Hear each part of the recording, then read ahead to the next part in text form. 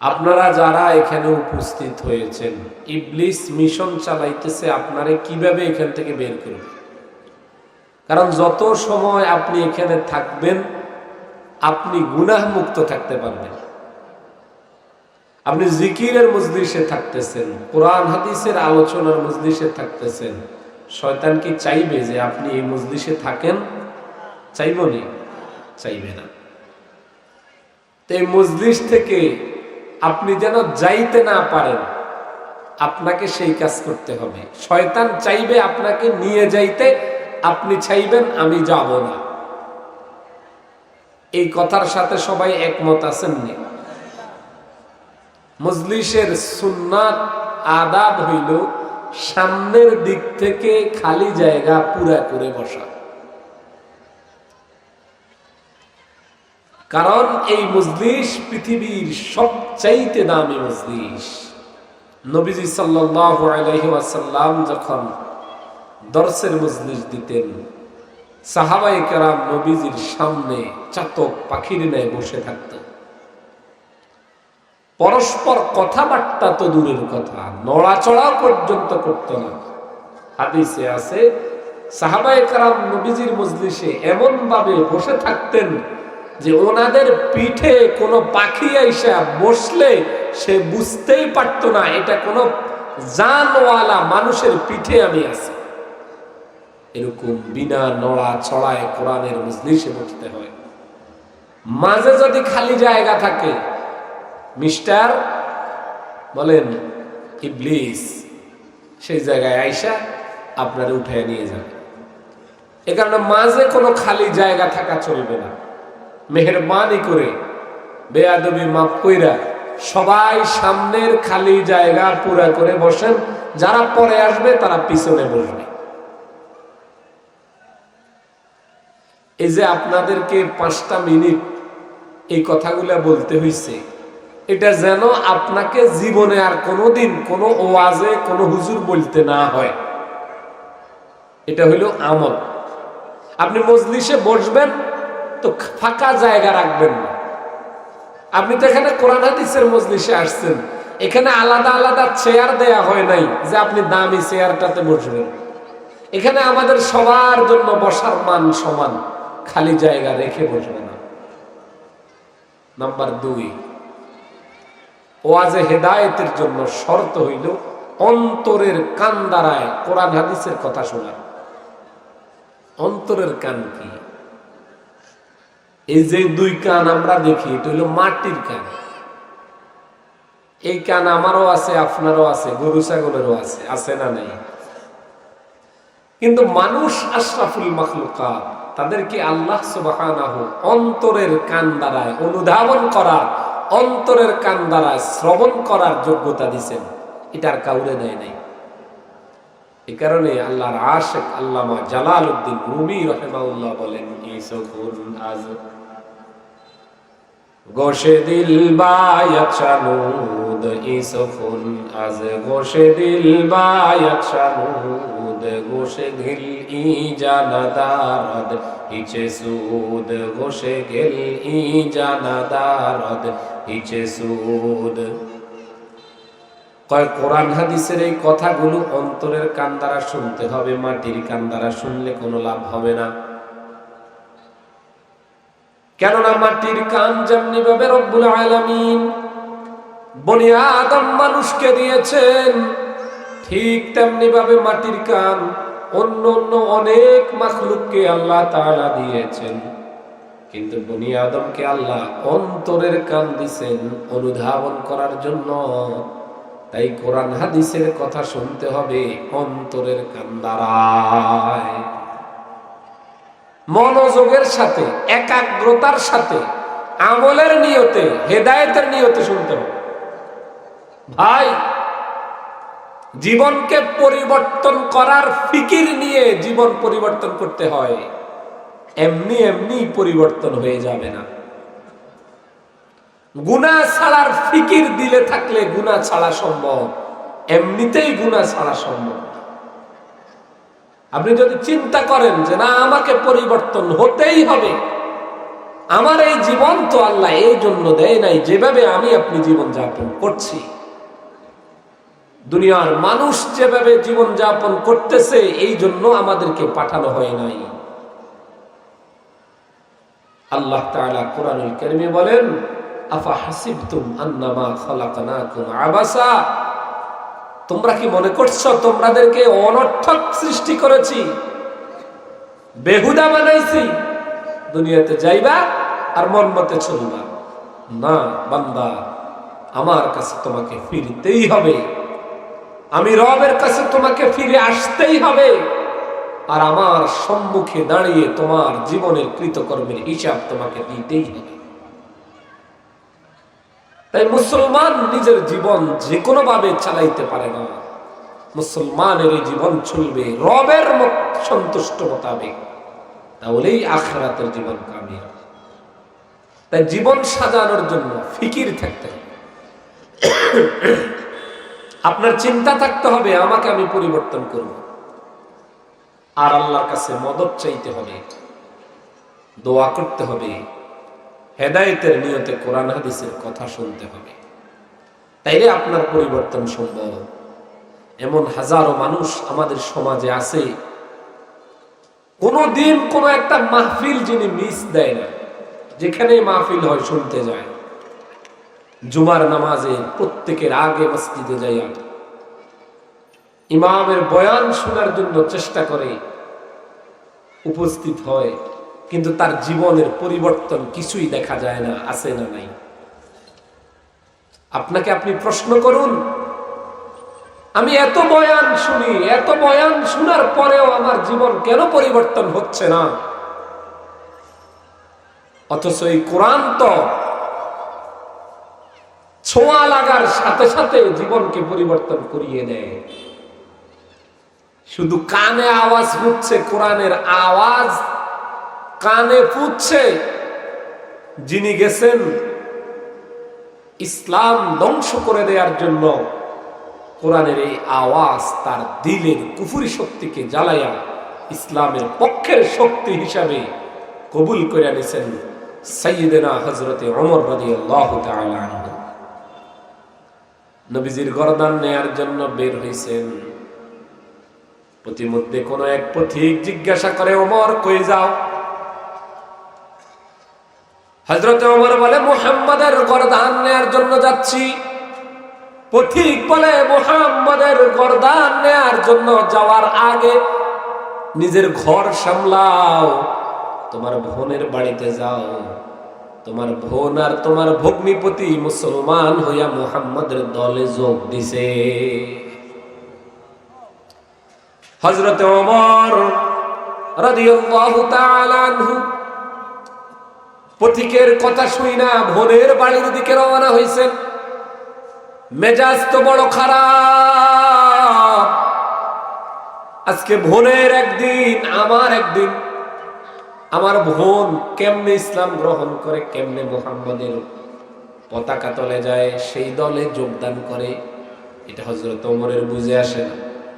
বোনের বাড়ির পাশে যায়, বোনের কোরআনের আওয়াজ হযরত ওমরের কানে আসে, তাহা মা আনজালনা আলাইকাল কুরআনা লিতাশকা ইল্লা তাযকিরাতাল লিমান ইয়াখশা। হযরতে ওমর রাদিয়াল্লাহু তাআলা আনহু কোরআনের আওয়াজ শোনার পর দিলের এমন পরিবর্তন হয়ে গেছে, ওই যে কুফুরি শক্তি দিলে ছিল, কোরআন তার দিলের কুফুরি শক্তিটারে জ্বালায়া এমন জায়গায় পৌঁছায়া দিছে। বোন রে যায়া কয়, বোন রে একটু আগে কি পড়ছিলি আমার একটু দেখা, আমিও একটু পড়ি। বোন বলে, তুমি নাপাক, তুমি মুশরিক, তুমি মূর্তি পূজক, তোমাকে আল্লাহর কালাম পড়তে দেওয়ার কোনো সুযোগ নাই। তুমি গোসল কইরা পবিত্র হইয়া ঈমান গ্রহণ করার পর তুমি আল্লাহর কালাম পড়ার অধিকার পাবে। ওমর বলে, কাল বিলম্ব না কইরা এখনই আমারে পবিত্র করার পদ্ধতি গ্রহণ কইরা মুসলমান বানানোর ব্যবস্থা কর, এরপরেও আমি আল্লাহর কালামটা পড়তে চাই। হযরত ওমর রাদিয়াল্লাহু তাআলা আনহু মুসলমান হয়ে গেছেন, ওই দিক দিয়া কাফেররা তেনারে পাঠাইছে 100 উট পুরস্কার দিবে, 100 উট পুরস্কারের আশায় আইসে মুহাম্মাদের গর্দান নিয়া কাফেরদের মজলিসে দিবে। কিন্তু আয়েশা এখন তলোয়ারের বাটটা ঘুরাইয়া দিছে। যেই তরবারি নিয়ে আইছে ইসলাম খতম করতে, এখন মুহাম্মাদের দরবারে আয়েশা হযরতে ওমর কয়, ইয়া রাসূলুল্লাহ, গোপনে আর ইসলামের দাওয়াত চলবে না, ওপেন ইসলামের দাওয়াত চলবে, নামাজ আর গোপনে চলবে না, ওপেনিং নামাজ হবে। আরবের কে আছে এমন আপনার বিরুদ্ধে আমার সামনে দাঁড়াবে? এলান করে দিছে, আমি ওমর ইবনুল খাত্তাব এলান করতেছি, হে আরবের গোত্রের নওজোয়ান যুবকেরা, বৃদ্ধ আবাল মুরব্বীরা, হে শাসক গোষ্ঠী, শুনো, কে আছো এমন যে তার বিবিকে বিধবা করতে চাও? তাইলে আইসো মুহাম্মাদের বিরুদ্ধে কথা বলতে। কে আছো এমন সন্তানগুলারে এতিম করতে চাও? তারা আইসো মুহাম্মাদের বিরুদ্ধে কথা বলতে। আমি ওমর ইবনুল খাত্তাব বেঁচে থাকতে মুহাম্মাদের বিরুদ্ধাচরণকারীর গর্দান জায়গায় রাখবো না। আইলো কার গর্দান নিতে? কয় কি? কোরআনের বদলতে। কার বদলতে? তাহলে নিজেকে প্রশ্ন করেন যে আমি এত কোরআন হাদিসের আলোচনা শোনার পরেও আমি কেন সুদ ছাড়তে পারি না? আমি এত আলোচনা শোনার পরেও আমি কেন গুনাহ ছাড়তে পারি না? আমি বেনামাজি, এত আলোচনা শোনার পরেও নামাজ পড়া কেন আমার ভাগ্যে জুটে না? আল্লাহর কাছে আপনাকে দোয়া করতে হবে। এই কোরআন মানুষকে কতটা পরিবর্তন করে জানেন? আমাদের উপমহাদেশ বাংলাদেশ, ভারত, পাকিস্তান, এই উপমহাদেশ এক সময় শাসন করছে ব্রিটিশ বেনিয়ারা। প্রায় 200 বছর তারা ব্রিটিশ বেনিয়ারা এই দেশ শাসন করছে। দারুল উলুম দেওবন্দের নেতৃত্বে, ব্রিটিশদের বিরুদ্ধে উলামায়ে হাক্কানির নেতৃত্বে জিহাদের ডাকের মাধ্যমে ব্রিটিশদেরকে এই দিক থেকে, এই ভারত উপমহাদেশ থেকে বিতাড়িত করতে সক্ষম হয়েছে উলামায়ে কেরাম। আজকে তো আমরা মনে করি আলেমদের কি অবদান, এটা তেমন যেমন আমি আমার দাদার বাবার অবদানকে অস্বীকার করি। অথচ আমার দাদার বাবা না থাকলে আমি এই পৃথিবীতে আসতাম না। আমি নতুন প্রজন্ম, আমি 71 সম্পর্কে জানি। আমি ব্রিটিশদের বিরুদ্ধে আন্দোলনের সিপাহ সালার কারা ছিল সেটা আমি জানি না। কথা ঠিক না বেঠিক? অথচ আপনি উপমহাদেশ পেয়েছেন উলামায়ে কেরামের কারণে। ব্রিটিশ বেনিয়াদেরকে হটানোর পর আপনি ভারত পেয়েছেন, আপনি পাকিস্তান পেয়েছেন, আপনি বাংলাদেশ পেয়েছেন। ব্রিটিশরা থাকলে ভারত সৃষ্টি হইতো না, পাকিস্তান বাংলাদেশ সৃষ্টি হইতো না, আপনার আওয়ামী লীগের অস্তিত্ব আসতো না, আপনার বিএনপির অস্তিত্ব আসতো না, আপনার জামাতের অস্তিত্ব আসতো না, ইসলামী আন্দোলনের অস্তিত্ব আসতো না। আজকে আমরা এই অস্তিত্ব খুঁজে পেয়েছি উলামায়ে দেওবন্দের সেই আন্দোলনের ফল হিসাবে। তারা ব্রিটিশদেরকে এই দেশ থেকে তাড়ানোর কারণে আমরা এই দেশ পেয়েছি। ব্রিটিশরা এই দেশ থেকে যাওয়ার পর ব্রিটিশদের মিশন থেমে নাই। তারা বোর্ড মিটিং এ বসলো। 200 বছর রাজত্ব করার পর লেজ গুটিয়ে পালিয়ে আসতে হলো কাদের কারণে?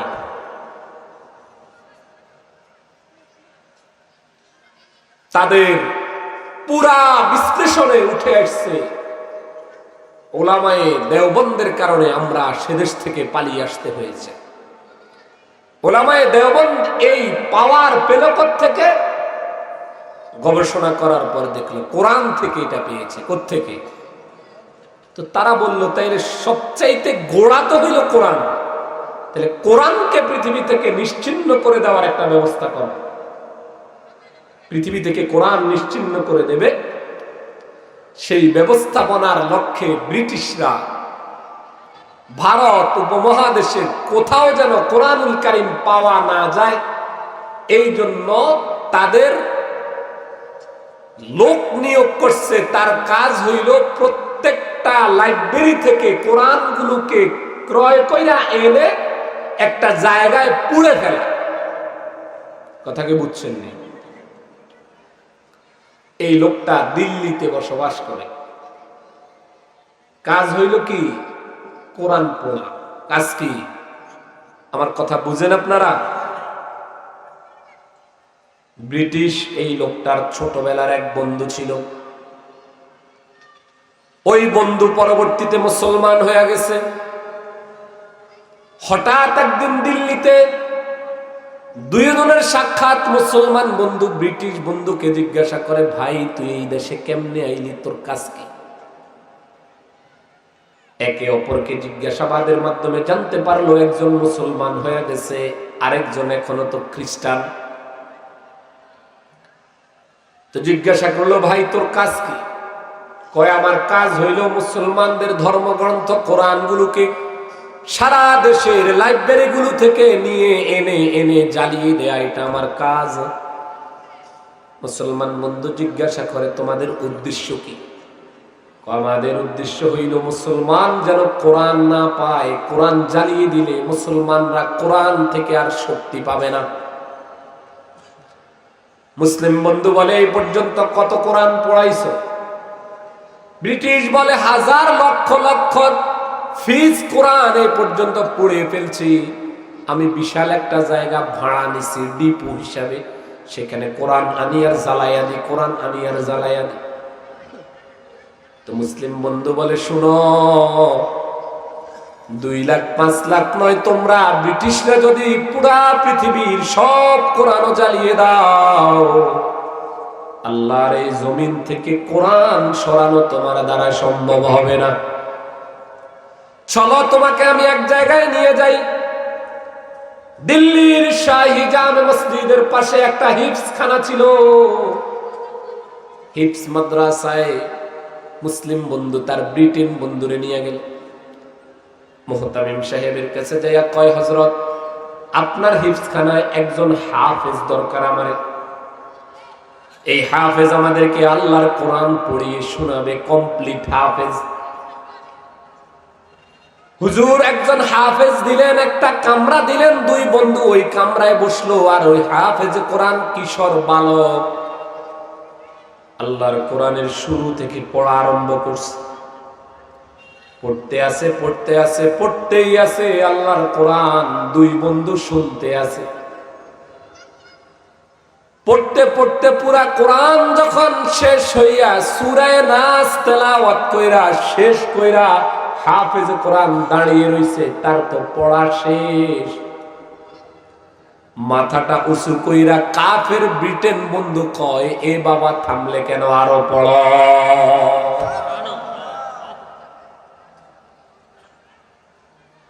ব্রিটেন বন্ধু তার মুসলিম বন্ধুরে কয় যে কোরআন পড়ার জন্য আমি দায়িত্ব নিয়া চাকরি নিয়া এই ভারতে আসি রে, ওই কোরআন তো আমার দিলের সেই আগের কুফরি শক্তিটারে পুড়াইয়া দিছে।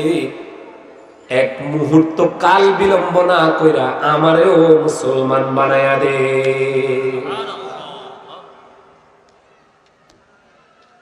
এটা কোরআন। हर लहज़ा मोमिन के नई शान नईयान, हर लहज़ा मोमिन के नई शान नईयान, गुफ्तार में किरदार में अल्लाह की बुरहान। गफ्फारी क़ह्हारी क़ुद्दूसी जबरूत, ये 4 अनासिर हो तो बनता है मुसलमान। हमसाया जिब्रील अमीन बंदाए खाकी, है उसका नशीमन न बुखारा न बदख्शान। ये राज किसी को नहीं मालूम के मोमिन, कारी नजर आती है हकीकत में है कुरान, कारी नजर आती है हकीकत में है कुरान। এটা এমন কোরআন, যে কোরআনের দ্বারা মানুষের জীবন এত পরিবর্তন হয়ে যায়। কোরআনের দ্বারায় একটা অদামি কাঠ দামি হয়ে যায়। সেগুন গাছ আর বড় দামি পাহাড়ি গাছ দিয়ে কেউ কোরআনের রেহাল বানায় না। মাদার গাছ দিয়ে কোরআনের রেহাল বানায়, কিন্তু এই রেহালের দাম কত? 1,05,00,000 টাকার খাট পায়ে লাগলে কেউ চুমু খায় না। কিন্তু ওই 50 টাকা দামের 100 টাকা দামের রেহালটা পায়ে লাগলে সাথে সাথে কলিজায় লাগাইয়া চুমু খায়। ঠিক না বেটি? রেশমি কাপড় দিয়ে কেউ জুজদান বানায় না। 30 টাকা দামের কাপড় দিয়ে জুজদান বানায়। 1000 টাকা দামের কাপড়টা পায়ে লাগলে চুমু খায় না, কিন্তু 30 টাকা দামের ওই জুজদান পায়ে লাগলে তাড়াতাড়ি কইরা উঠায়া বুকে লাগায় চুমু খায়। ঠিক না বেটি? এটা দামি করছে কোরআনে। আপনি কোরআনের মাহফিলে যান, আপনি বয়ান শুনেন, কিন্তু আপনার পরিবর্তন নাই। কেন নাই? আপনাকে আপনি প্রশ্ন করেন, 30 টাকার কাপড়ের দাম যদি বেড়ে পরিবর্তন হইতে পারে, সাধারণ গাছের দাম বেড়ে পরিবর্তন হইতে পারে, কোরআনের ছোঁয়ায় কাফের মুসলিম হইতে পারে, ইসলামের বড় দুশ্মন ইসলামের পক্ষের সপক্ষের শক্তি হইতে পারে, আমি মুসলমানের সন্তান হইয়াও কোরআনের সাথে সংশ্লিষ্ট হইয়া আমার জীবনটা কেন পরিবর্তন হচ্ছে না? চিন্তা করার দরকার আছে না? না আসেনি? চিন্তা করেন, এই জীবন পরিবর্তন করার ফিকির করতে হবে। আল্লাহ পাক রব্বুল আলামিন আমাদেরকে জীবন পরিবর্তন করার জন্যই কোরআন দিয়েছেন। আর এই কোরআন আল্লাহ তাআলা নাজিল করেছেন সাইয়্যিদুল মুরসালিন খাতামুন নবিয়্যিন সরকারে দু আলম জনাবে মুহাম্মদুর রাসূলুল্লাহ সাল্লাল্লাহু আলাইহি ওয়াসাল্লামের উপর, যিনি হইলেন আমাদের আইডল। আমাদের আইডলকে, আমাদের আদর্শকে, জোরে বলেন আমাদের আদর্শ, আমাদের নবী রাসূলুল্লাহ। আমাদের আদর্শ কে? আমাদের নবী। আল্লাহ বলেন, লাকাদ কানা লাকুম ফি রাসূলিল্লাহি উসওয়াতুন হাসানাহ। তোমাদের জীবন চলানোর জন্য, তোমাদের ব্যক্তি জীবন চলার জন্য, তোমার পারিবারিক জীবন চলার জন্য, তোমার সামাজিক জীবন চলার জন্য, তোমার ব্যবসায়িক পদ্ধতি চলানোর জন্য, তোমার রাষ্ট্রীয় জীবন ব্যবস্থা পরিচালনার জন্য, তোমার আন্তর্জাতিক ব্যবস্থা পরিচালনার জন্য মুহাম্মদের চাইতে বড় আদর্শবান আর কেউ হতে পারে না। সবচাইতে আদর্শবান এবং আমাদের জন্য আদর্শের হইল আমাদের নবী, যার আখলাক আর আদর্শের ব্যাপারে স্বয়ং কোরআন সাক্ষী দেয়, ওয়া ইন্নাকা লাআলা খুলুকিন আযীম। ও নবী, আপনি খুলুকে আযীমের উপর প্রতিষ্ঠিত একজন মানুষ। আপনি পৃথিবীর সবচাইতে শ্রেষ্ঠ আখলাকি একজন মানুষ। আপনার ভদ্রতা মার্জিত ভাষার আচরণের চাইতে এত ভদ্র, এত মার্জিত কোন মানুষ আমি বানাই নাই। আপনার খুলুকটা, আপনার জীবন পরিচালনার পদ্ধতি এবং আপনার চরিত্রগত দিক, আপনার জীবনটা হইল সবচাইতে উত্তম আখলাকি একজন মানুষ আপনি। সেই আখলাকি মানুষ হইলেন আমাদের নবী। আর আল্লাহ বলেন, তোমরা তোমাদের নবীর অনুসরণ করো। নবীর অনুসরণ কিসের শর্ত? আল্লাহ বলেন, হে দুনিয়ার মানুষ, তোমরা যদি কেউ আমি আল্লাহকে ভালোবাসো আর আমার ভালোবাসা পেতে চাও, তাইলে তোমাকে আমার নবীর ইত্তেবা করতে হবে। আল্লাহর ভালোবাসা পেতে কে কে চান? সবাই কি চাননি যে আল্লাহ আমারে ভালোবাসুক? বলেন, আমরা সবাই আল্লাহকে ভালোবাসি তো? আল্লাহ বলেন, যদি আমারে ভালোবাসো, ইন কুনতুম তুহিব্বুনাল্লাহ ফাত্তাবিউনি ইউহিব্বুকুমুল্লাহ ওয়া ইয়াগফির লাকুম যুনুবাকুম ওয়াল্লাহু গফুরুর রহিম। এক রিকশা চালক, সমাজের হতদরিদ্র নিরীহ ঘরের এক ছেলে, গল্প করে, ভাই রাজার মেয়ের সাথে আমার বিয়ে শাদী হওয়াটা কথাবার্তা তো অনেক দূর আগাইয়া মোটামুটি অর্ধেক ফাইনাল। কথা বুঝেননি? সবাই তো আশ্চর্য, কি রে কয় এর কাছে সাধারণ কেউ মেয়ে বিয়ে দিতে চিন্তা করবে, খাওয়াবে কোত্থেকে? আর সে রাজার মেয়ের সাথে তার বিয়ে, কথা অর্ধেক আবার ফাইনাল। বহুদূর আগাইছে না? জিজ্ঞাসা করলো অর্ধেক ফাইনাল কথা, কয় হ্যাঁ ফাইনাল। কেমনে কেমনে আগাইলি? কয় বিয়ে করতে দুই পক্ষ লাগে, এক হইল মেয়ে পক্ষ, এক হইল ছেলে পক্ষ।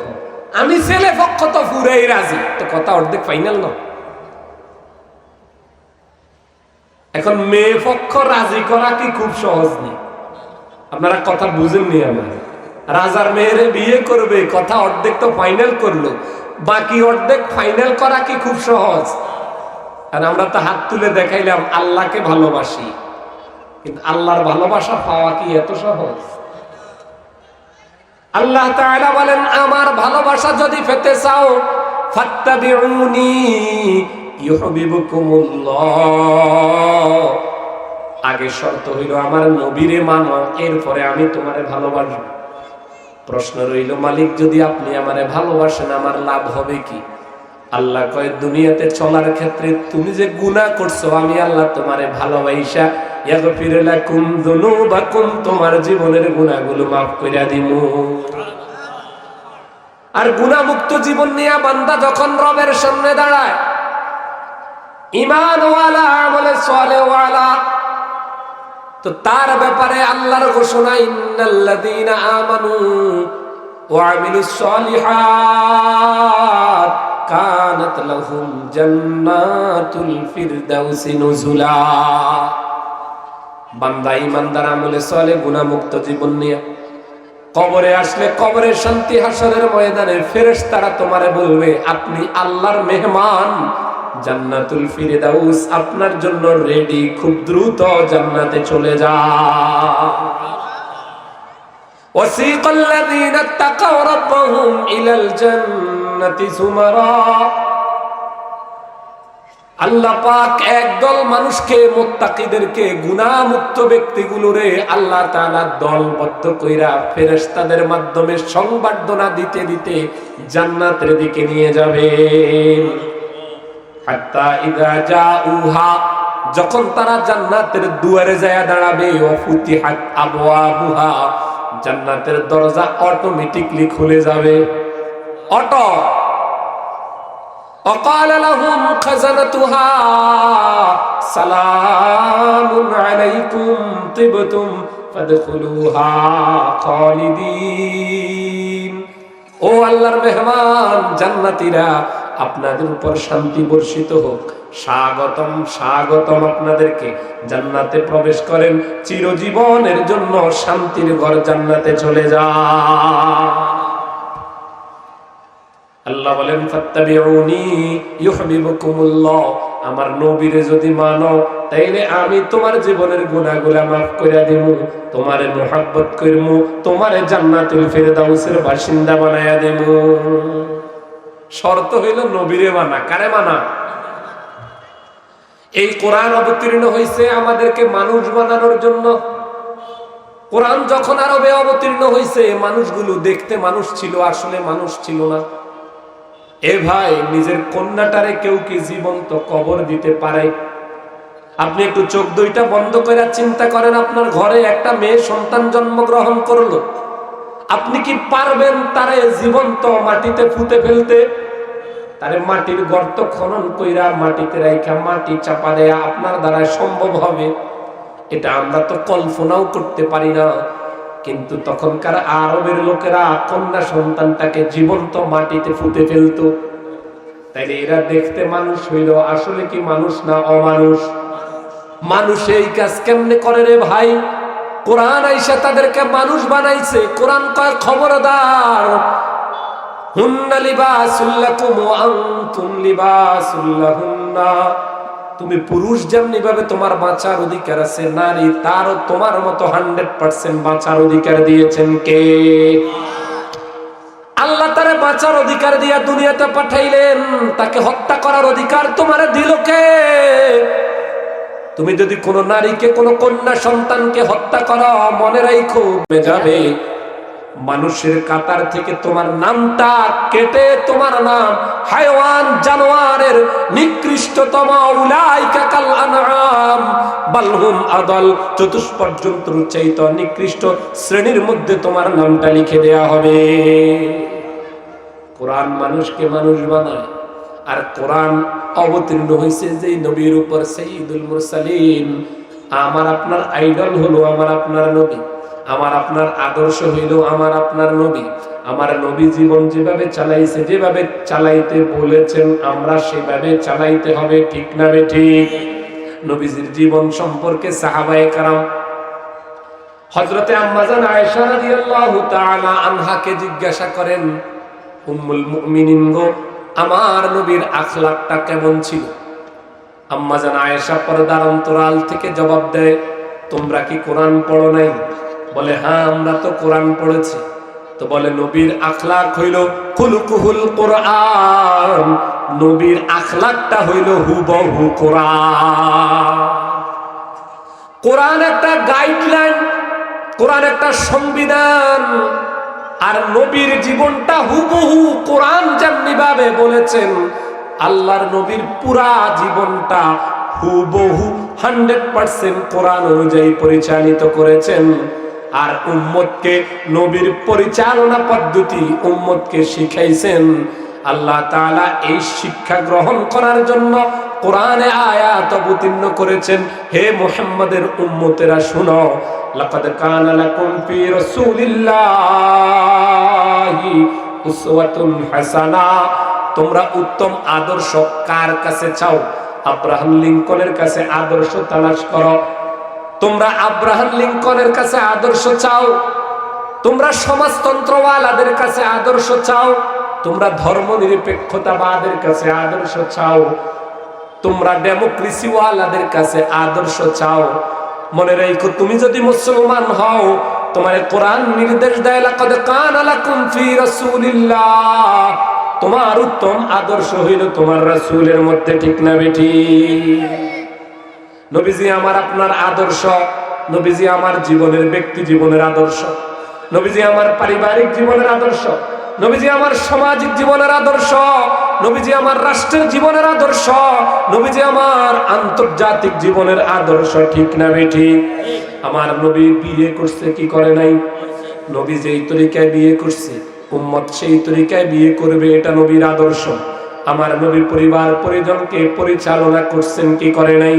নবী যেই পরিবার পরিজনকে যেই পদ্ধতিতে পরিচালনা করেছেন, উম্মত তার পরিবার পরিজনকে ওই পদ্ধতিতে পরিচালনা করবে, এটা নবীজির আদর্শ। আমার নবী সন্তান লালন পালন করছেন কি করে নাই? নবী যেই পদ্ধতিতে সন্তান লালন পালন করছে, উম্মত ওই পদ্ধতিতে সন্তান লালন পালন করবে, এটা নবীজির আদর্শ। আমার নবী ব্যবসা বাণিজ্য করছেন কি করেন নাই? নবী যেই পদ্ধতিতে ব্যবসা বাণিজ্য করেছে, উম্মত ওই পদ্ধতিতে ব্যবসা বাণিজ্য করবে, এটা নবীজির আদর্শ। আমার নবী রাষ্ট্র গঠন করছেন কি করেন নাই? নবীজি যেই পদ্ধতিতে রাষ্ট্র গঠন করেছেন, উম্মত ওই পদ্ধতিতে রাষ্ট্র গঠন করবে, এটা নবীজির আদর্শ। আমার নবী অর্থনৈতিক বিভাগ পরিচালনা করছেন কি করেন নাই? জোরে বলেন। নবীজি যেই পদ্ধতিতে অর্থনৈতিক বিভাগ পরিচালনা করেছে, উম্মত ওই পদ্ধতিতে অর্থনৈতিক বিভাগ পরিচালনা করবে, এটা নবীর আদর্শ। আমার নবীর প্রত্যেকটা সেক্টর আছে না নাই? আইন বিভাগ ছিল কি ছিল না? বিচার বিভাগ ছিল কি ছিল না? দাওয়া বিভাগ ছিল কি ছিল না? আমার নবীর যত বিভাগ, আমার আপনার জীবন পরিচালনার জন্য আমরা যত বিভাগের সম্মুখীন হব, প্রত্যেকটা বিভাগ আল্লাহর নবী সাল্লাল্লাহু আলাইহি ওয়াসাল্লামের জীবনীতে ছিলেন, খোলাফায়ে রাশেদার জীবনীতে ছিলেন। আমরা নবীজির আদর্শকে আদর্শ গ্রহণ না কইরা জাগতিক আদর্শের পিছনে ছুটছি আর দাবি করতেছি আমি মুসলমান। इस्लाम फकत नाम से कुछ फजल नहीं है, गैरत की हुरम में तो अभी आग लगी है, गैरत की हुरम में तो अभी आग लगी है, यूरोप के फिजा तुमसे अभी सीखने लगी है। আমাদের মুসলিমদের আত্মমর্যাদা বোধে আগুন লেগে গেছে, খবর নাই, ধ্বংস হয়ে গেছে সব। ওই পশ্চিমাদের পদাঙ্ক অনুসরণ নিয়েই আমরা ব্যস্ত, ঠিক না বেঠি? পশ্চিমারা যেমনি কয় আমরা এমনি আছি, অথচ আমাদের আদর্শ হওয়া দরকার আল্লাহর নবীর আদর্শ, মক্কা মদিনার আদর্শ। আমাদের আদর্শ হয় আমেরিকার আদর্শ, আমাদের আদর্শ হয় ভারতের আদর্শ, আমাদের আদর্শ হয় সেকুলার আদর্শ, আমাদের আদর্শ হয় ন্যাশনালিজমের আদর্শ, আমাদের আদর্শ হয় কমিউনিজমের আদর্শ, আমাদের আদর্শ হয় এথিজমের আদর্শ। আমরা কোন আদর্শ বাস্তবায়নের জন্য হাঁটছি? আমাকে কবরে রাখে আর বলে বিসমিল্লাহি ওয়া আলা মিল্লাতি রাসূলিল্লাহ। আমি কত বড় ধোঁকাবাজ! আমি মিল্লাতে রাসূলের উপরে আমার ভাইটারে কবরে রাখতেছি। কথা ঠিক না বেঠিক? কিন্তু আমার ভাইয়ের জীবন মিল্লাতে রাসূলের উপর চলে নাই। আমার ভাইয়ের আদর্শ রাসূল ছিল না।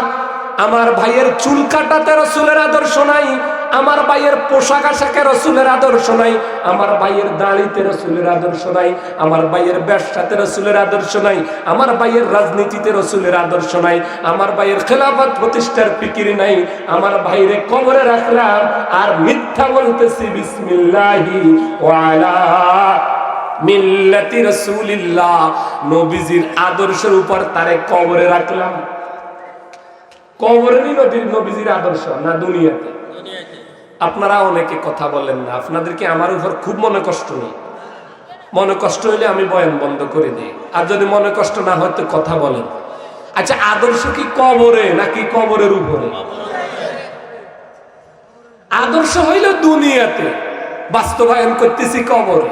হায়, ওই একজনে কয় না, কয়াতে সিধা হইব মরিলে, মরিলে সিধা হই কোনো লাভ হবে?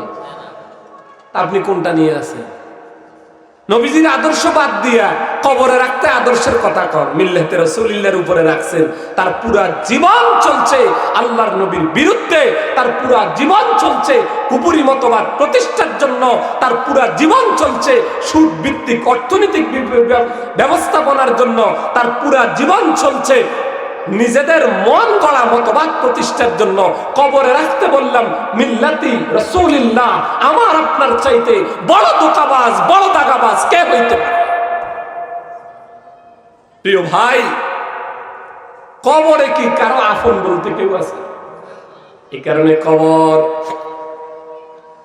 আমারে আপনারে প্রতিদিন ডাক দিয়া দিয়া কয় আনা বাইতুল ওয়াহশা। হে দুনিয়ার মানুষ, আমি একাকিত্বের ঘর, বন্ধু বান্ধবহীন ঘর, আপনজনহীন ঘর। আমার এই ঘরে আপন বলতে কেউ নাই, আমার এই ঘরে বন্ধু বলতে কেউ নাই, আমার এই ঘরে তোমাকে সহযোগিতা করবে এমন কেউ নেই। আনা বাইতুল ওয়াহদা, আমি একা থাকার ঘর। আনা বাইতুদ্দুদ, আমি পোকা মাকড়ের ঘর। ওয়ালা তামুতুন্না ইল্লা ওয়া আনতুম মুসলিমুন। মুসলমান না হইয়া আমার কবরে আইসো না। মুসলমান কি কবরে হবে না কবরের আগে হবে? দুনিয়াতে মুসলমান হইব না কবরে মুসলমান হইব? নবীর আদর্শ দুনিয়াতে বাদ দিয়া কবরে রাখতে কই মিল্লাতে রাসূলিল্লাহর উপরে তারে রাখলাম। প্রিয় ভাই, হাতে পায়ে ধরে বলি, সময় থাকতে ঠিক হন। কবরে যাওয়ার আগে কবরের ফিকির করেন। কবরে যাইয়া মিল্লাতে রাসূল আপনারে দুনিয়ার সব মানুষ কয়াও আপনারে মিল্লাতে রাসূলের উপর রাখা সম্ভব হবে না। মক্কার ইমাম দিয়া যদি আপনার জানাজা পড়ায়, 3 লক্ষ হাফেজে কোরআন দিয়া আপনার নামে খতম করায় লাভ হবে কি? আপনি আল্লাহর দ্বীনের বিরুদ্ধাচরণ কইরা দুনিয়ার জীবন চালাইলেন, আর কবরে ইমাম রাখতে মিল্লাতে রাসূলিল্লাহ কইয়া রাখলে আপনার সব মাফ হইয়া যাবে। মাফ হইবনি? তাহলে আমাদের আদর্শ হবে কে? মুহাম্মদুর রাসূলুল্লাহ। জোরে বলেন কে? মুহাম্মদ রাসূলুল্লাহ সাল্লাল্লাহু আলাইহি ওয়াসাল্লামকে আদর্শ মানছেন সাহাবায়ে কেরাম। কেমন আদর্শ জানেন? আল্লাহর নবী কোথাও চলতেছেন, একটা গাছের নিচে বসছেন। আমরা লম্বা পথ হাঁটলে ক্লান্ত হইয়া গেছি, এক জায়গায় বসছি। হযরত ওমর রাদিয়াল্লাহু তাআলা আনহু নবীজির মৃত্যুর পর ওই পথ দিয়া যেখানে যাইতেন, নবীজি যেই গাছের নিচে বসতেন সেখানে বসতেন। নবীজি মজলিসে হাসলে সাহাবীরা হাসে, বুঝুক আর না বুঝুক আমার নবী হাসছে আমিও হাসবো। নবীজি কাঁদলে সাহাবারাও কাঁদে। কেন কাঁদে জানে না, জানার চিন্তাও করে না। নবীজি একদিন জুমার খুতবা দিতেছেন। কি দিতেছেন? নবীর এক সাহাবী দূর থেকে আসতেছেন মসজিদে নববীর দিকে খুতবার দিতে। ভিতর থেকে নবীজি হঠাৎ একটা শব্দ পড়লেন, ইজলিস, মানে বস। ইজলিস মানে কি? এখন ওই সাহাবী মসজিদ নববীর অদূর থেকে তার কানে আওয়াজ আসছে, আমার নবী বলছে ইজলিস। সে সেখানে বসে রয়েছে। তারে কি বসতে বলছে? সে বুঝছে আমার নবী বসতে বলেছেন। কাকে বলেছেন আমার জানার বিষয় না, আমার নবী বলেছেন, আমি বসে গেলাম। এটা হলো মুহাম্মদুর রাসূলুল্লাহ সাল্লাল্লাহু আলাইহি ওয়াসাল্লামের সাহাবীদের আদর্শ। আদর্শটা কেমন জানেন? সাহাবায়ে কেরাম জিহাদের ময়দানে গেছেন। মুসলিম সেনাপতিকে কাফেরদের লিডার ইনভাইট করছে সন্ধি চুক্তি করার জন্য কিংবা আলোচনায় বসার জন্য।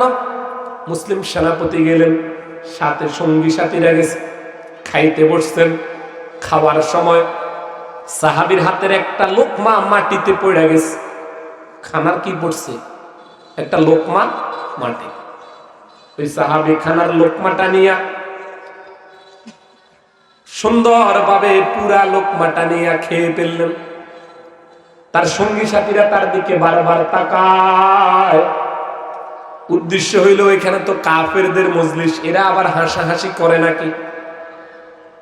তো সঙ্গী সাথীরা তাকায় দেখা সে কয়, সে তো বুঝে গেছে, বুঝছে না, কয় আতরুকু সুন্নাত হাবিবি লিহাউলাইল হুমাকা। কয় তোমরা আমার দিকে বারবার কেন তাকাও? আমি কেন লোকমাটা মাটি থেকে নিয়ে খাইছি? আমি আমার নবীকে দেখছি, আমার নবী লোকমা পড়ে গেলে মাটি থেকে নিয়ে খাইতেন। দস্তরখানে পড়ে গেছে, দস্তরখান থেকে নিয়ে খাইতেন। এটা আমার নবীর সুন্নাত। আতরুকু সুন্নাত হাবিবি, আমি আমার হাবিবের সুন্নাত বুঝি ছেড়ে দেব লিহাউলাইল হুমাকা, এই আহমদদেরকে খুশি করার জন্য। কয় আহমদদের খুশির জন্য আমি বুঝি সুন্নাত ছেড়ে দিব? এটা হলো নবীর সাহাবী। আর আপনারা একদল আছেন সাহাবীদেরও বিরোধিতা করেন। আপনারা এক শ্রেণী আছেন সাহাবীদের যত দোষ ত্রুটি আছে এটা আপনাকে বয়ান করতে হবে। আমিরে মুআবিয়া রাদিয়াল্লাহু তাআলা আনহু খেয়ানতকারী ছিল। আপনার সিলেবাসভুক্ত বই, আপনার সংগঠন আমিরে মুআবিয়ার সমালোচনা করে, আবার আপনি সেই সংগঠন করে ইসলাম কায়েম করার ফিকিরে আছেন যে সাহাবায়ে কেরাম না থাকলে আমার আপনার কাছে দিন পৌঁছতো না। বিদায় হজের ভাষণে সাহাবায়ে কেরামকে আল্লাহর নবী এই দ্বীনের দাওয়াতের জিম্মাদারি দিয়া পৃথিবীতে ছড়িয়ে ছিটিয়ে দিয়েছেন। এক একজন সাহাবী নিজেদের সর্বস্ব রাইখা পৃথিবীর এক প্রান্ত থেকে অপর প্রান্তে দ্বীনের দাওয়াত নিয়ে চলে গেছেন। বাড়িতে ফিরে যাইতে পারেন নাই, সেখানে মৃত্যু হয়েছে। শতে শতে হাজার হাজার সাহাবায়ে কেরামের লাশ পৃথিবীর প্রান্তরে প্রান্তরে আছে না নাই? আপনি সাহাবায়ে কেরামের সমালোচনা করছেন, আপনার বুক একটু কাঁপে না? যে সাহাবায়ে কেরাম নবীর জন্য প্রাণটা দেওয়ার জন্য এমন পাগল পারা ছিলেন। জিহাদের ময়দানে ঢাল নাই, কাফেররা তীর নিক্ষেপ করতেছে, আর সাহাবী নবীজির সামনে দাঁড়িয়ে গেছেন। পিছনে ঘুরে দাঁড়াইছেন, ডানে বামে ঘুরে দাঁড়াইছেন। হাদিসে আছে 80টা তীর তার নিজের গায়ে নিছেন, একটা তীরের আঘাত যেন নবীজির গায়ে না পড়ে। আপনার বুক কাঁপে না? কোন সাহাবীর সমালোচনা আপনি করেন? যে সাহাবায়ে কেরামের বদৌলতে আজকে আমি ইসলাম পেয়েছি, আমি ইসলামী হুকুমত বাস্তবায়নের স্বপ্ন দেখি সাহাবায়ে কেরাম বাদ দিয়া। যে সাহাবায়ে কেরামের কথা আল্লাহর কোরআন বলে, আমিনু কামা আমানান নাস, কিয়ামত পর্যন্ত আনেওয়ালা তোমরা সবাই ঈমান আনো যেইভাবে মক্কার আরবের সেই মানুষগুলো ঈমান এনেছে। এই আমানান নাস কারা? আপনি তাফসীরের কিতাব খুলুন, আপনার ইমামের তাফসীরের কিতাবটা বাদ দিয়া আপনি শতে শতে তাফসীরের কিতাবে পাবেন আমানান নাস মানে ওহুম আসহাবু রাসূলিল্লাহ। আল্লাহ আমাদেরকে বলছে তোমরা নবীর সাহাবীদের ঈমানের মতো ঈমান আনো। আপনি সাহাবায়ে কেরামকে মেয়ারে হক, সত্যের মাপকাঠি মানছেন না, আপনার বুকটা কাঁপে না? তাইলে নবীকে আদর্শ হিসাবে কমপ্লিটলি গ্রহণ করেছেন সাহাবায়ে কেরাম। সেই সাহাবায়ে কেরামের জামাতকে বাদ দিয়ে ইসলামের ভাবনা বাবার কোন সুযোগ আসেনি? জোরে বলেন। তা আল্লাহ আমাদেরকে বলে, তোমরা যদি দুনিয়ার জীবনে সফল হইতে চাও, আখিরাতের জীবনে নাজাত পেতে চাও, তোমাদের আদর্শ হবে সাইয়্যিদুল মুরসালিন মুহাম্মদুর রাসূলুল্লাহ সাল্লাল্লাহু আলাইহি ওয়াসাল্লাম। নবীর আদর্শ মানে হইল নবীর পুরা জীবন কমপ্লিটলি আমি আপনি ফলো করব, ইত্তেবা করব, অনুসরণ করব। প্রিয় ভাই, আমরা অনেকেই নামাজ পড়ি, নামাজের ব্যাপারে গুরুত্ব আছে, সুন্নতের ব্যাপারে কোনো গুরুত্ব নাই। আসি না নাই? সুন্নতের কোনো গুরুত্ব নাই, টুফির কোনো গুরুত্ব নাই, দাড়ির কোনো গুরুত্ব নাই, পাঞ্জাবির কোনো গুরুত্ব নাই, লেবাস পোশাকের গুরুত্ব নাই, চুলের গুরুত্ব নাই, মেসওয়াকের গুরুত্ব নাই, দস্তরখানের গুরুত্ব নাই। আমরা যারা এগুলার গুরুত্ব দিই, আমরা তো মিঠা সুন্নত নিয়ে আছে। আমরা কি সুন্নত নিয়ে আছি? কথা বুঝেন নাই? আমরা মিঠা সুন্নত পালন করি। নবীজির যত সুন্নত আছে, আপনি যদি কোন সুন্নতরে মিডা সুন্নত কইরা উপেক্ষা করেন, উড়াইয়া দেন, এটা কি নবীর সুন্নতের সাথে অবজ্ঞা করা হলো না? আপনি শুধু নাস্তিকরা নবীরে গালি দিলে আপনি লাভ মাইরা উঠেন, কিন্তু আপনি যে সুন্নতকে গালি দিচ্ছেন, আপনি যে পাগড়ির বিরোধিতা করছেন, আপনি যে দাড়ির বিরোধিতা করতেছেন, আপনি তো একই কাজ করতেছেন যেই কাজ ওই নাস্তিক করলো। আপনারটা দোষ হয় না কেন? আপনার নামের শুরুতে ইসলাম আছে। এদেশের মানুষ আমরা ইসলাম দেখলেই পাগল পারা হয়ে যায়, হোক সেটা ইসলামী মত, হোক সেটা ইসলামী সুদ কিংবা অন্য কোনো কিছু। প্রিয় ভাই, আদর্শ হবে কার? মুহাম্মদ রাসূলুল্লাহ সাল্লাল্লাহু আলাইহি ওয়াসাল্লাম। কোরআনুল কারীমের 3টা আয়াত আছে। কয় আয়াত? কোরআনুল কারীমের বড় মুফাসসির, উম্মতের সর্বশ্রেষ্ঠ মুফাসসির হযরত আব্দুল্লাহ ইবনে আব্বাস রাদিয়াল্লাহু তাআলা আনহু। আব্দুল্লাহ ইবনে আব্বাস রাদিয়াল্লাহু তাআলা আনহুকে বলা হয় রইসুল মুফাসসিরিন, মানে সমস্ত মুফাসসিরদের সরদার। এই রইসুল মুফাসসিরিন বলেন যে কোরআনুল কারীমের 3 আয়াত এমন আছে, যেই 3 আয়াতে প্রত্যেক আয়াতের 2টা পার্ট আছে। একটা অংশ মানলো, দ্বিতীয় অংশ মানলো না, তো দ্বিতীয় অংশ মানার কোনো দাম নাই। দ্বিতীয় অংশ মানলো, প্রথম অংশ মানলো না, তো প্রথম অংশ মানার দাম নাই। দোনোটা পার্টকে আপনি মানতে হবে। 1 নাম্বার, আতিউল্লাহ ওয়া আতিউর রাসূল। আল্লাহ বলেন আমার অনুসরণ করো এবং আমার রাসূলের অনুসরণ করো। কেউ যদি আল্লাহর অনুসরণ করে, ফরজ বিধানরে খুব গুরুত্ব দেয়, সুন্নতের কোনো 2 পয়সার দাম নাই, রইসুল মুফাসসিরিন বলেন এই লোকটা আল্লাহর নবীর ইত্তেবা করা না করার কারণে তার আল্লাহর ইত্তেবায়ের দ্বারাও কোনো লাভ নাই। কথা কি বুঝছেন? ইত্তেবা চলবে কার? রাসূলের। রাসূলের জীবনটাকে ফলো করেন, আমার আপনার জীবন পরিবর্তন হবে, আমার আপনার পরিবার পরিবর্তন হবে, আমার আপনার সমাজ পরিবর্তন হবে, আমার আপনার রাষ্ট্র পরিবর্তন হবে। হ্যাঁ, ইনি তো তিনি যিনি একজন মাত্র ব্যক্তি। গোটা আরব ছিল পৌত্তলিক, গোটা আরবের মানুষ ছিল ঝগড়া বিবাদ করার মধ্যে শ্রেষ্ঠ। তারা কন্যা সন্তান দাপন করত, তারা সুদের সাথে জড়িত ছিল, ব্যবসার মতো মনে করত, জেনাকে বৈধ মনে করত, মদ খাওয়াকে নিজেদের নিত্যদিনের খাদ্যাভ্যাসে পরিণত করত। এই মানুষগুলোর মধ্যে একজন মাত্র ব্যক্তি প্রথম কালিমার দাওয়াত দিলেন, তিনি তো সাইয়্যিদুল মুরসালিন। আজকে সেই কালিমার দাওয়াতের পতাকা তলে সারা পৃথিবীর 200 কোটি মুসলমান। তিনি যিনি পরিবর্তন করেছেন এই সমাজকে।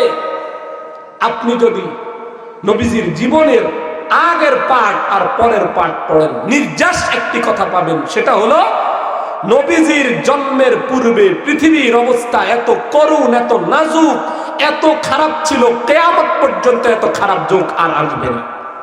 নবীজির জন্মের পর, নবুয়তের দাওয়াত দেওয়ার পর এমন শান্তি, শৃঙ্খল আর সোনালী যুগ এসেছে, কিয়ামত পর্যন্ত এই সোনালী যুগ আর আসবে না। আল্লাহর কোরআন আপনাকে তার অনুসরণ করার কথা বলছে যার অনুসরণে শান্তি। অনুসরণ তো করতেছি আমরা। এই দেশ পরিচালনার জন্য এক একবার এক একজনকে দিলাম। তো স্বাধীনতার আগের অবস্থায় দেখলাম আমরা মজলুম, পাকিস্তান আমাদের উপর জুলুম করে। পাকিস্তানের আগে আমরা মজলুম, ব্রিটিশরা আমাদের উপর জুলুম করে। ব্রিটিশদেরকে তাড়াইয়া দিলাম পাকিস্তানের হাতে, ভারতের হাতে, তারা আমাদের উপর জুলুম করে। পাকিস্তানকে তাড়াইয়া বাংলাদেশ স্বতন্ত্র রাষ্ট্র গঠন করলাম, দিলাম এক দলের হাতে, তারাও বাকশাল কায়েম করে আমাদের উপরে জুলুম করে। তাদের পরে আবার আসলো আরেক দল, তারাও আমাদের উপর জুলুম করে। এই ক্ষমতার পালা বদল একের পর এক হইতেই আছে, কিন্তু শান্তি কি কবু দেখছেন বলেন? শান্তি যেই পথে নাই, ওই পথে শান্তি তালাশ করেন কেন ভাই? শান্তির পথ হলো নবীজির পথ। শান্তির পথ হলো লাকাদ কানা লাকুম ফি রাসূলিল্লাহি উসওয়াতুন হাসানা। আমাকে আপনাকে বানানেওয়ালা রব বলেন শান্তির পথ মুহাম্মাদের পথ। তুমি মুহাম্মাদের পথ বাদ দিয়া জাগতিক মতাদর্শের পিছনে দৌড়াও কেন? শান্তি তো তোমার আসবে না। শান্তিতে কি আসি এখনো বলেন? শান্তি নাই কেন? আসল রাস্তা পরিহার কইরা নকল পথে শান্তি তালাশ করি। এটা যেন এমন ঘরের সামনে লাগালাম কাটাওয়ালা গাছ, বড় আশায় আছি আম পাকলে আম খাবো। ঠিক কিনা বলেন? ঠিক কিনা জোরে বলেন? নবীজির মদিনাতে, নবীজি সাল্লাল্লাহু আলাইহি ওয়াসাল্লাম যায়া মদিনাতে ইসলামী রাষ্ট্র গঠন করছে। ইসলামী রাষ্ট্র গঠন করার পর ইসলামী রাষ্ট্রের রূপরেখার সামান্য ধারণা আমি আপনাদেরকে দেব। আল্লাহর নবী সেখানে রাষ্ট্র গঠন করছেন, ইহুদিদের বসবাস নিশ্চিত করেছেন, কাফেরদের বসবাস নিশ্চিত করেছেন। মদিনাতে ইহুদি থাকবে, কাফের থাকবে, মুসলমান থাকবে, তবে রাষ্ট্র পরিচালনা হবে মুসলমানের নেতৃত্বে। ইহুদি ট্যাক্স দিয়া, খাজনা দিয়া সেই দেশে বসবাস করবে। তার অঙ্গীকারাবদ্ধ মুআহিদ, তার কোনো হত্যা করা তাকে তার মাল, জান মালের পুরা নিরাপত্তা ইসলামী রাষ্ট্র দেবে। এটা ছিল আল্লাহর রাসূলের রাষ্ট্র ব্যবস্থা। ইসলামী রাষ্ট্র ব্যবস্থা কায়েম হইলে হিন্দুদেরকে পিটায়া ভারত পাঠিয়ে দেব, এই সুযোগ আমাদের নেই। মদিনার নবীর এই সিস্টেম ছিল না। আল্লাহর নবী সাল্লাল্লাহু আলাইহি সাল্লাম সর্বজনীন বসবাসের ব্যবস্থা মদিনাতে করছেন কি করেন নাই? তবে হ্যাঁ, ইসলামের বিরুদ্ধে কূটকৌশল চালায়া ক্ষতি সাধন করার জন্য আপনি উঠে পড়ে লাগবেন, আপনাকে ছাড় দেয়া হবে না। শান্তি শৃঙ্খলার সাথে বসবাস করুন। আপনি লাকুম দীনুকুম ওয়ালিয়া দিন, আপনার দিন নিয়ে আপনি থাকুন, আমার দিন নিয়ে আমি আছি। আপনি ব্যবসা করুন, অসুবিধা নেই। ইসলাম যেভাবে নির্দেশনা দেয় সেভাবে ব্যবসা করতে হবে, জুলুমের কোনো সুযোগ নেই। আপনি ব্যবসায়ী মুসলমান হন কিংবা অমুসলিম হন, আপনি কৃষক, অন্যের চাকরি করবেন, চাকরির যে নীতি ইসলাম প্রদর্শন করে আপনাকে সেই নীতিতে চলতে হবে। জালেম মাজলুম হওয়ার কোনো সুযোগ নেই। ইসলাম এমন একটা ব্যবস্থাপনা মদিনাতে রাষ্ট্র কায়েম কইরা সবাইকে থাকার নিশ্চিত ব্যবস্থা করছে। বিচার বিভাগ কায়েম করছে, অন্যায়কারী যে হবে তার ছাড় নেই। কোরআন যেভাবে নির্দেশ দেয় সেভাবে বিচার হবে। কোরআন নির্দেশ দিয়েছেন কেউ কারো ঘরে চুরি করতে পারবে না, কেউ কারো মালের উপর হস্তক্ষেপ করতে পারবে না, চুরি করার কোনো সুযোগ নেই। যদি চুরি করা হয়, আস-সারিকু ওয়াস-সারিকাতু ফাকতাউ আইদিয়াহুমা, চোর পুরুষ হোক কিংবা নারী হোক তার হাত কেটে দেয়া হবে। সেই চোর মুসলিম হোক অমুসলিম হোক, যেই হোক না কেন তার হাত কেটে দেয়া হবে। এটা ছিল নবীজির বিচার বিভাগ। বিচার বিভাগের একটা ঘটনা আপনাদেরকে বলি। আমাদেরও তো বিচার বিভাগ আছে, আছে না নাই? আমাদেরও আইন কানুন আছে, আছে না নাই? কিন্তু আমার আইন কানুন কার জন্য? যখন আওয়ামী লীগ ক্ষমতায় থাকে তো সকল আইন কানুন হলো বিএনপির জন্য, যখন বিএনপি ক্ষমতায় আসে তো সকল আইন কানুন হইল আওয়ামী লীগের জন্য। ঠিক না বেঠিক? আর নবীজির আইন কানুন কেমন? বুখারী শরীফের 2 নম্বর খণ্ডের 1003 নম্বর পৃষ্ঠার একটি হাদিস, লম্বা হাদিস। আরবের একটা বড় দামি গোত্র ছিল বনি মাখজুম গোত্র, নাম করা সম্ভ্রান্ত এক গোত্র। এক মহিলা নাম ছিল ফাতেমা, এ চুরি করছে। কি করছে? তো চুরি করলে কি হবে? মুসলমান, নবীর দলের লোক তো, আবার বনি মাখজুম বড় সম্ভ্রান্ত ফ্যামিলি, ধনী পয়সাওয়ালা, চুরি করছে।